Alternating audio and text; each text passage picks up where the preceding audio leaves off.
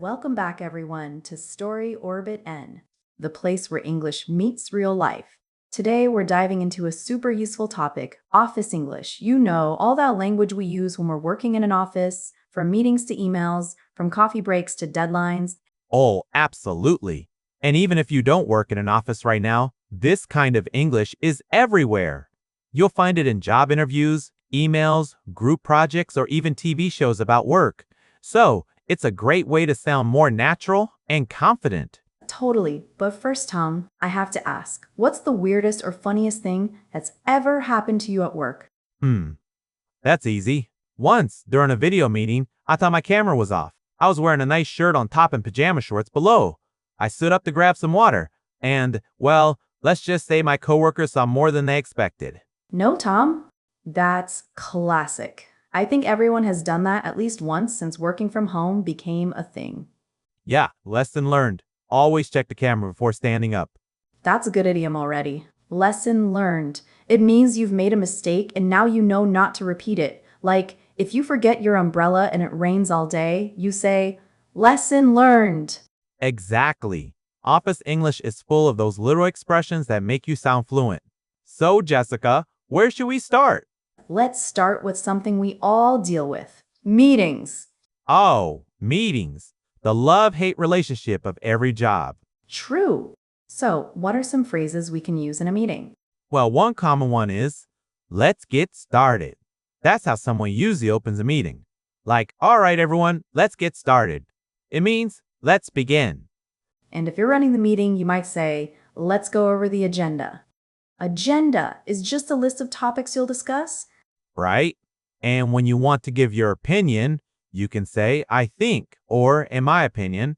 But in an office, people often say it more politely, like, from my point of view, or I'd suggest that we. Oh, I love that one. I'd suggest that it sounds softer and more professional. Imagine someone says, I'd suggest that we move this deadline to next week. It's not too strong, just polite and clear. And sometimes you might want to agree with someone. Instead of just saying, I agree, you can say, I couldn't agree more, which means you totally agree. Or, that's a good point. And if you disagree, That's the tricky part. You don't want to sound rude. You can say, I see your point, but, or, I'm not sure I completely agree. exactly, it's like adding a cushion to your disagreement. You're softening the message. Softening language is a big deal in office English. For example, instead of saying, you're wrong, you could say, I think there might be another way to look at it. Same idea, much more polite. So, listeners, quick challenge. If you were in a meeting and you disagreed with your boss, what polite phrase would you use?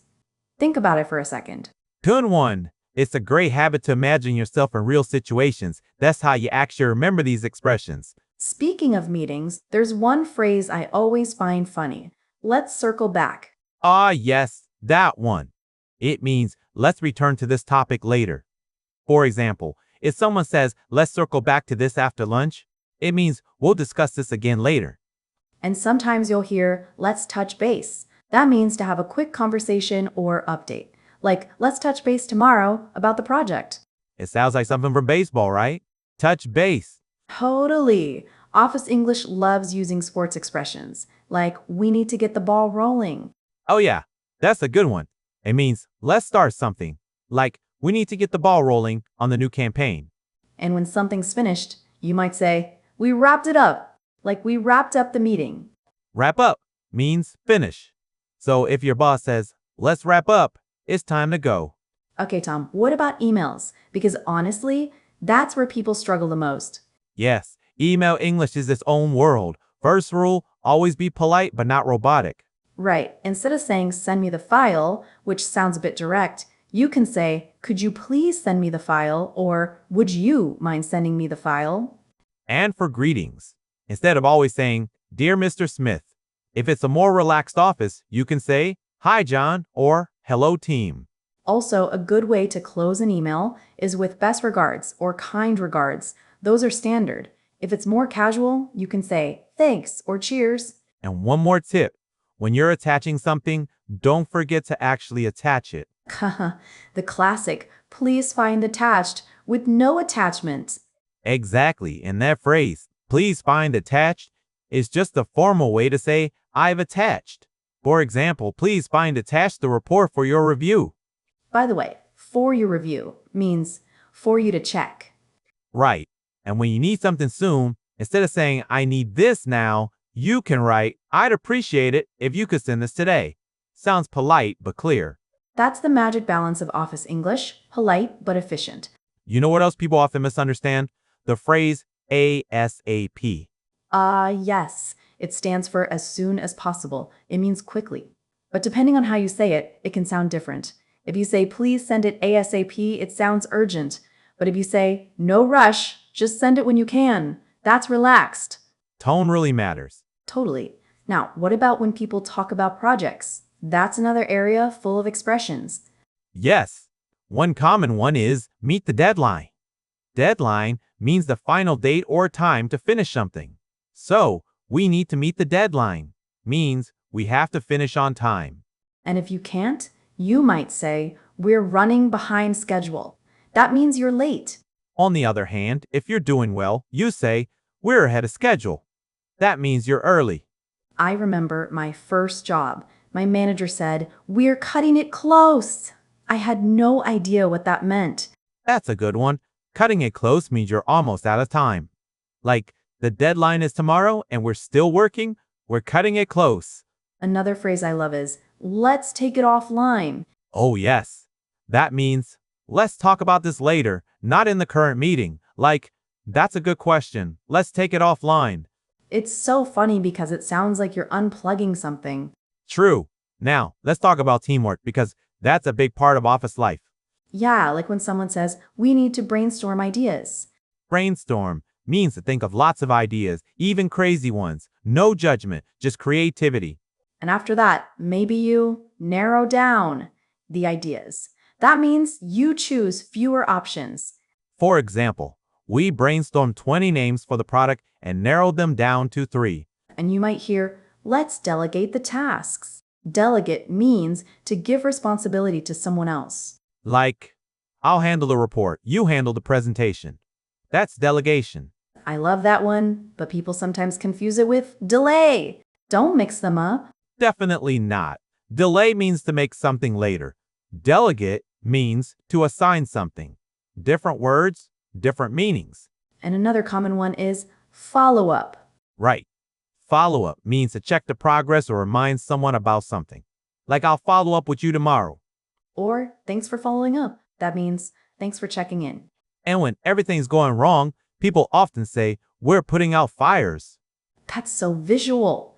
It means we're solving urgent problems. Like, today has been crazy. I've been putting out fires all morning. And if you're really tired of those problems, you might say, I'm burned out.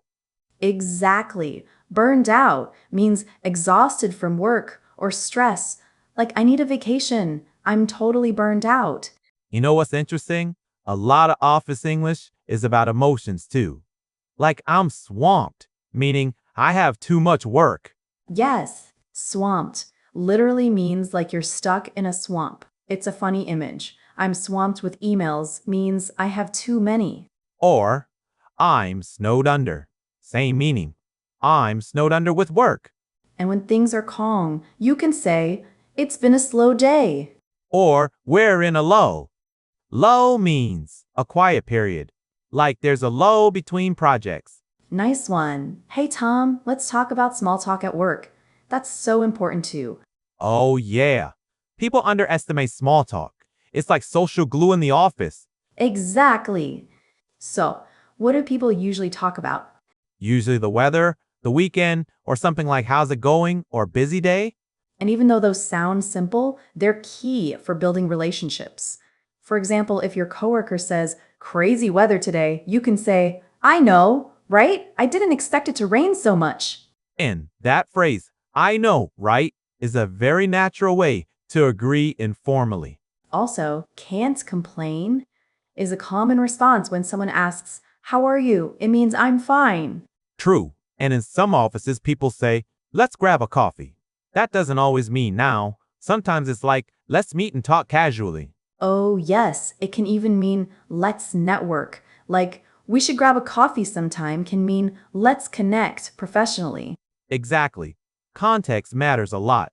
All right, what about during presentations? There's a whole set of phrases for that too.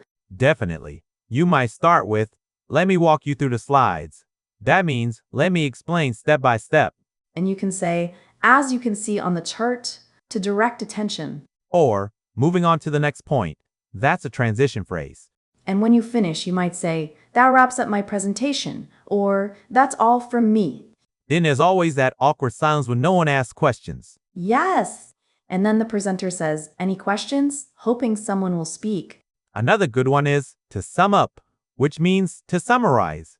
Like, to sum up, we achieved our goals this quarter. And quarter is another office word that means 3 months. So companies often divide the year into quarters, Q1, Q2, Q3, and Q4. Right. And when they talk about progress, they use words like milestone. That's an important stage in a project. Like, we reached a major milestone. It means a big achievement. You know, one of my favorite idioms is, think outside the box. Oh, yes, that means to be creative or think differently. Like, we need to think outside the box to solve this problem. But it's used so often that it's almost a cliche now.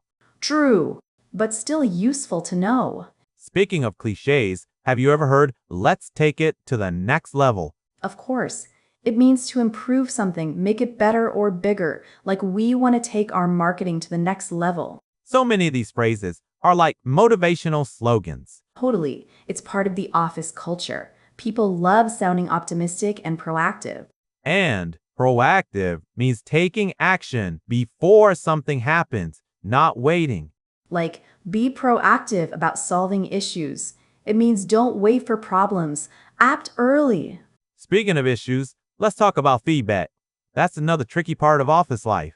Yeah, giving feedback politely is an art. Instead of saying, this is bad, you can say, maybe we could improve this part. Or, have you considered trying? That's a softer way to give suggestions. And if you're receiving feedback, it's good to say, thanks for the feedback, even if you disagree. True. It shows professionalism. You know, this reminds me of the phrase constructive criticism. That means feedback that helps you improve, not just complain. Like, I appreciate your constructive criticism. Yeah, that's a great way to sound mature at work. Also, take initiative is another phrase that bosses love. It means doing things without being told. Like, she really takes initiative. It means she's proactive. And if someone always avoids responsibility, people say he's passing the buck. That's a funny one. It means avoiding blame or responsibility. Like, don't pass the buck, take responsibility. And when something goes wrong, they might say, it's not the end of the world. Meaning, it's not that serious. Exactly. Or, if a project fails, someone might say, we'll learn from this and move on.